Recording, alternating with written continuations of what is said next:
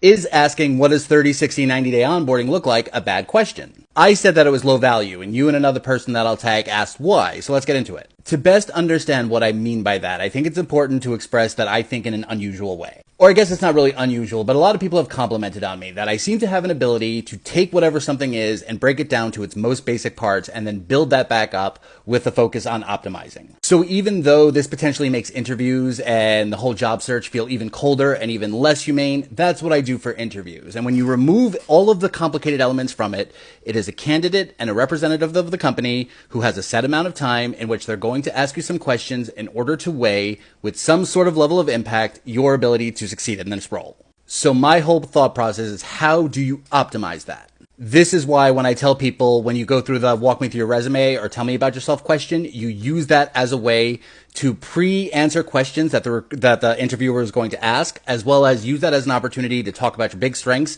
as well as put in hooks for future topics to talk about. So when you get to the end of an interview and the interviewer says, what questions can I answer for you? My thought is, okay, how do you optimize? I don't think asking what's this 30, 60, 90-day onboarding, or what does success look like in the role, or where do you envision this role going into the next year or two, is necessarily a bad question. It's just going to be a low value one.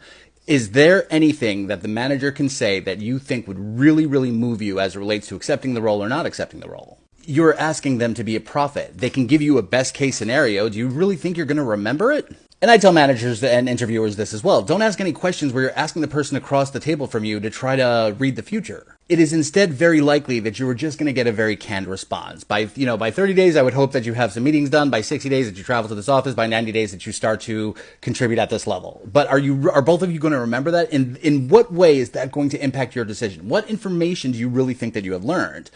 If the manager is a bad manager, you're not going to get that from that answer. So my thought instead is to focus on what I call double value questions, in which you're asking something that you're genuinely curious about, as well as demonstrating some sort of thing that could potentially impress the manager. I usually label these in one of two ways. One is connection-based questions, the other is humble brag questions. When I was interviewing at Spotify, I had asked the VP of data what was happening as related to data protection and data privacy for the users, and I referenced the fact that this was something that the marketing analytics and marketing data team were struggling with at Electronic Arts. So in this question, what I'm doing is, one, demonstrating a very real business case. Two, I can talk to him at his level as it relates to a concern. And three, I'm honestly genuinely curious. As it relates to humble brag questions, one of the things that I love to bring up is HR analytics, which a lot of companies don't utilize. But I will always ask when I interview, hey, I've been able to do the chance to have really innovative predictive workforce modeling. Is this something I could try here within this role? Which again demonstrates a skill set, talks about a really important HR competency, as well as allows me to understand to what level of interest they have.